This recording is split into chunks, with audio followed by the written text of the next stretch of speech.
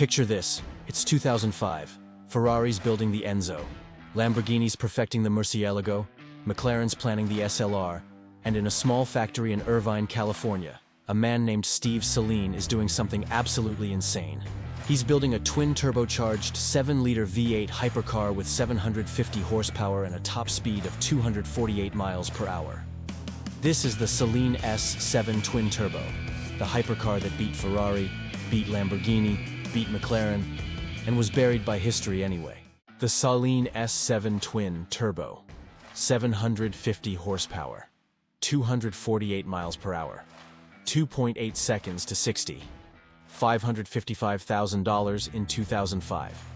These aren't the specs of a modified Corvette or a tuned Viper. This is a ground-up, mid-engine, carbon fiber American hypercar that destroyed almost everything Europe was building, and then vanished from automotive history like it never happened. Let me paint you a picture of how insane this was. In 2005, when the Saleen S7 Twin Turbo launched with 750 horsepower, the Ferrari Enzo had 660, the Lamborghini Murciélago had 640, the Mercedes SLR McLaren had 617. Saleen, a small California manufacturer, just built a hypercar more powerful than Ferrari's flagship, and faster, 248 miles per hour versus the Enzo's 218.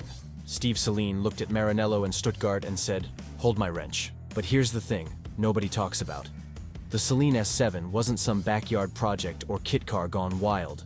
This was legitimate racing pedigree wrapped in street-legal paperwork. The S7 competed in FIA GT1 from 2000 through 2004. It raced at Le Mans. It battled Corvette C5Rs and Ferrari 550s. And then Steve Saleen did what homologation rules required. He built road cars. Except he didn't just build compliant street versions. He built twin turbocharged monsters that were faster than the race cars. This wasn't a concept. This was a production car. Steve Saleen founded Saleen Automotive in 1983 with one goal: make fast Fords faster. He started with Mustangs, modified suspensions, supercharged engines, racing liveries. By the 90s, Saleen Mustangs were legitimate performance machines. But Steve had a bigger dream.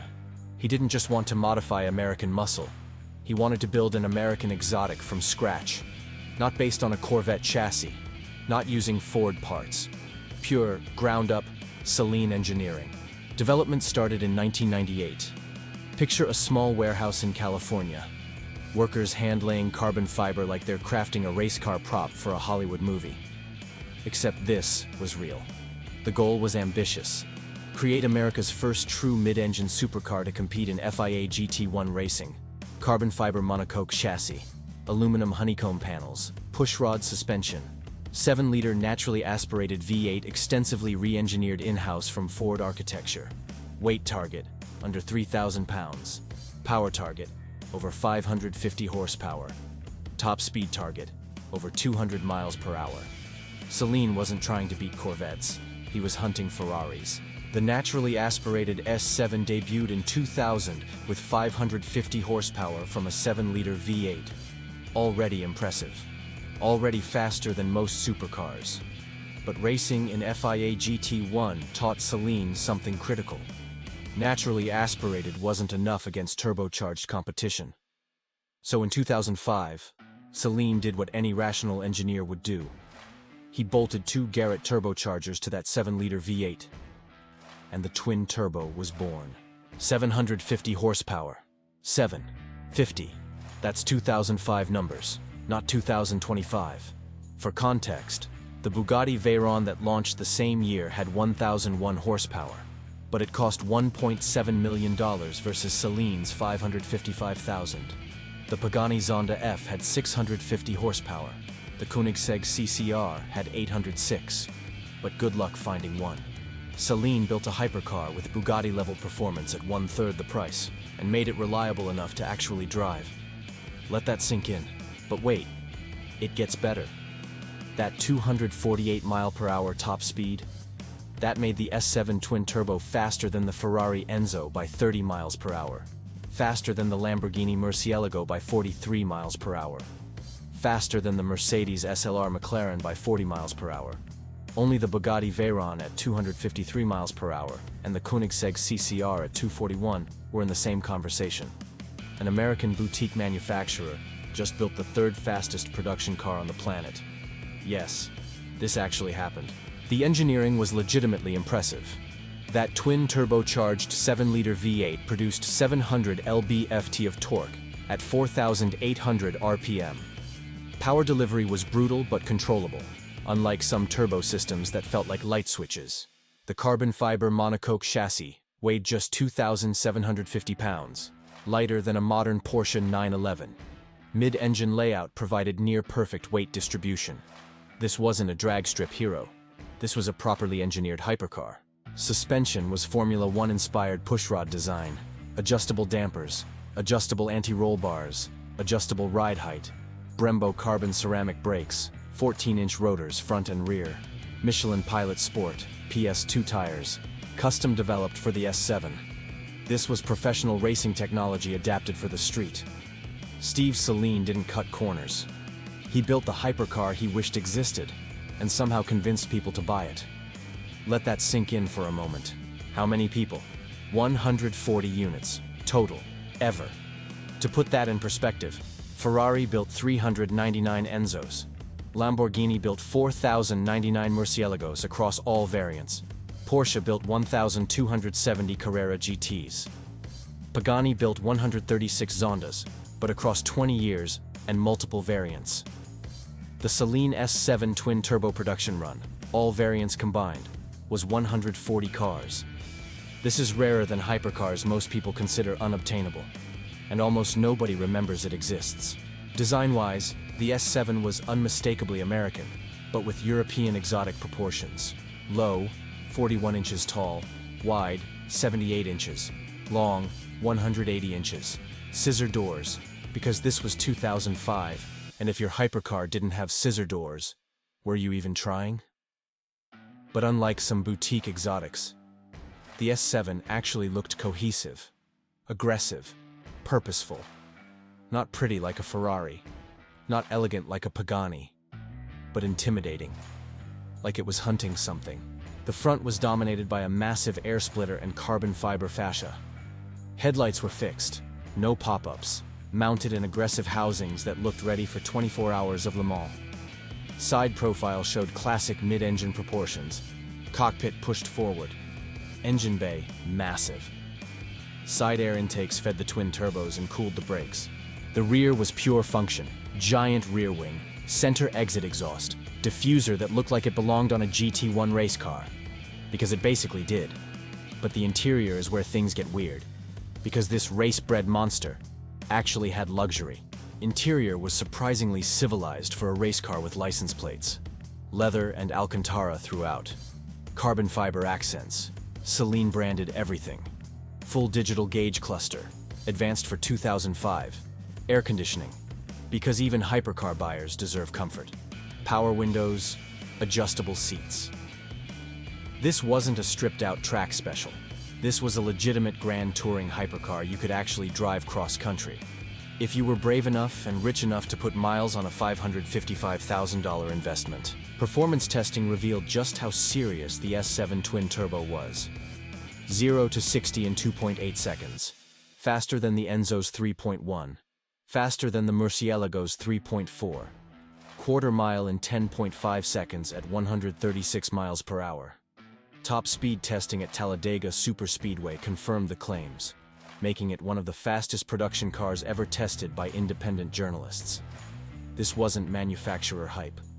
This was verified, documented, real. Track performance was equally impressive. The S7 competed in various racing series with success.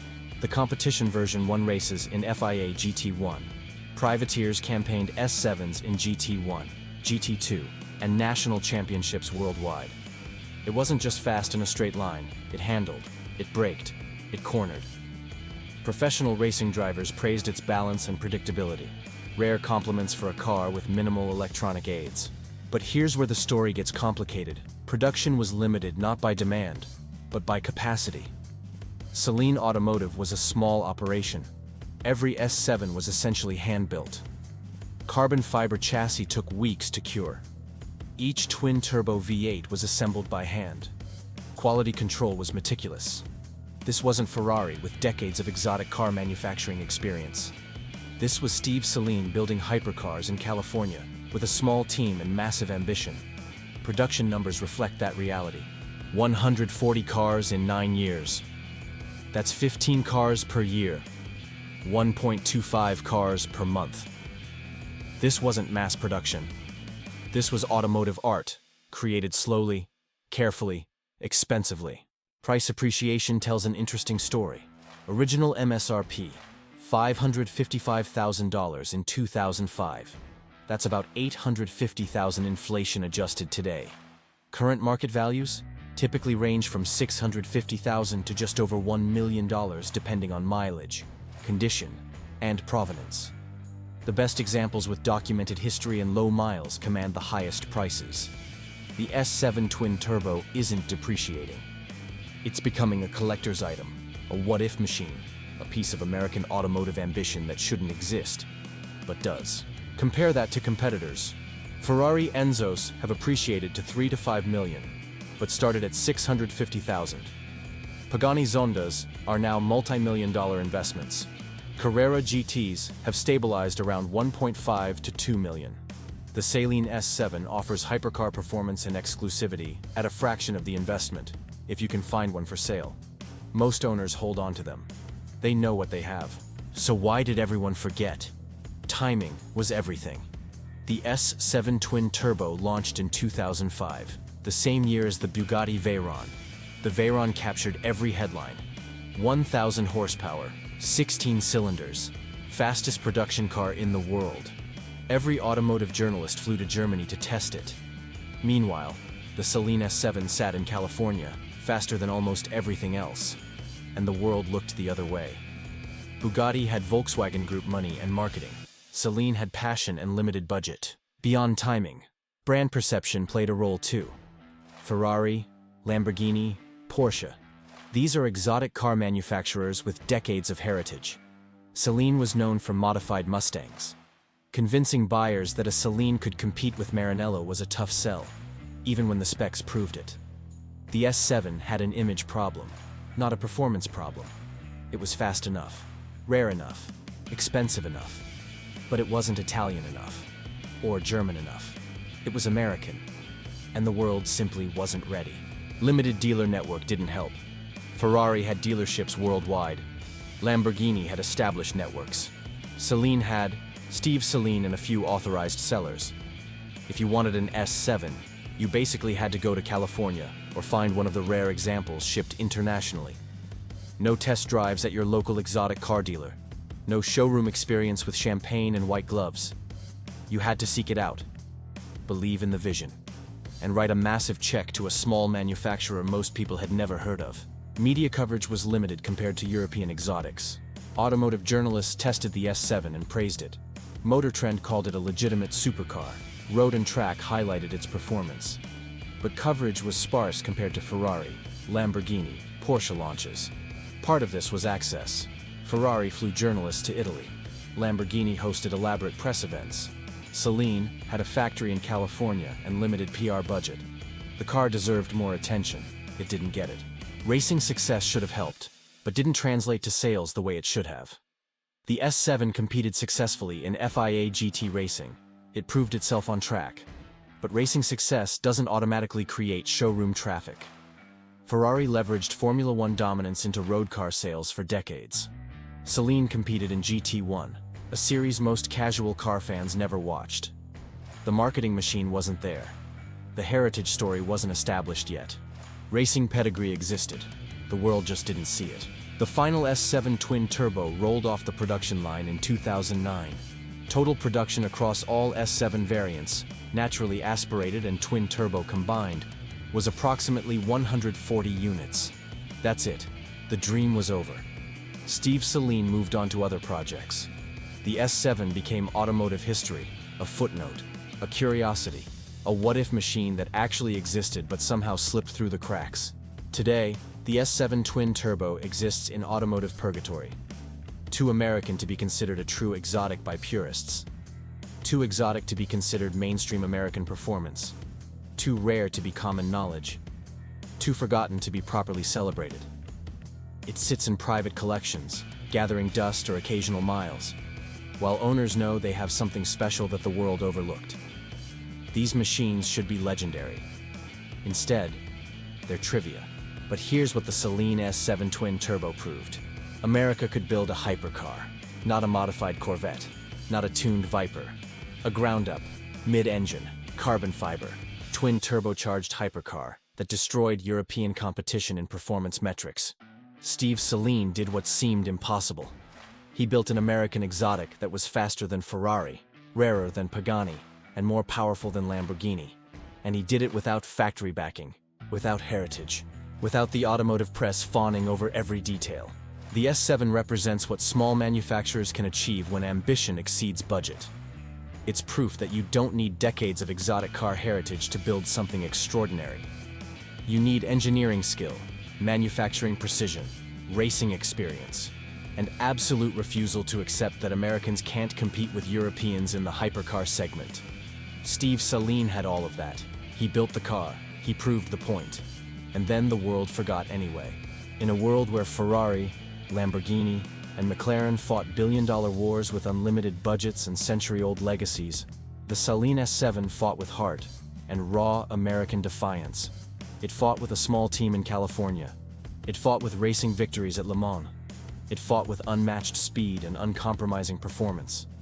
And it won every performance battle, except the one that mattered most. Recognition. Current S7 owners are holding on to something special. They know the story. They know the engineering. They know that someday, maybe, the automotive world will rediscover this forgotten American hypercar and recognize it for what it was: a legitimate competitor, a performance monster, a piece of automotive history that shouldn't exist, but does. They believed in Steve Saleen's vision enough to write six-figure checks. They got something extraordinary, something rare, something the world wasn't ready to appreciate. The Saleen S7 Twin Turbo is America's most underrated hypercar. 750 horsepower when competitors had 600. 248 miles per hour when exotics topped out at 200. 2.8 seconds to 60 when supercars needed 3.5. $555,000 when hypercars cost millions. And 140 units total, making it rarer than almost everything it competed against. The specs tell the story the world never heard. These numbers should be written into automotive history, carved into the Hall of Fame alongside Ferrari Enzos and Pagani Zondas and Bugatti Veyrons. But instead, they were left in the footnotes, buried under Bugatti headlines, forgotten while the world celebrated European exotics. 750 twin turbocharged horses, 248 miles per hour of American fury, 140 units of pure ambition, America's forgotten masterpiece. Steve Saleen built a hypercar that destroyed European exotics, and the world forgot it existed. But you won't, because now you know the truth. If this story opened your eyes, wait until you see what Sweden was hiding. Because their forgotten hypercar didn't just break records, it broke physics. Subscribe, and come with us for the next impossible story. This is Supercar Chronicles. Don't let greatness be forgotten.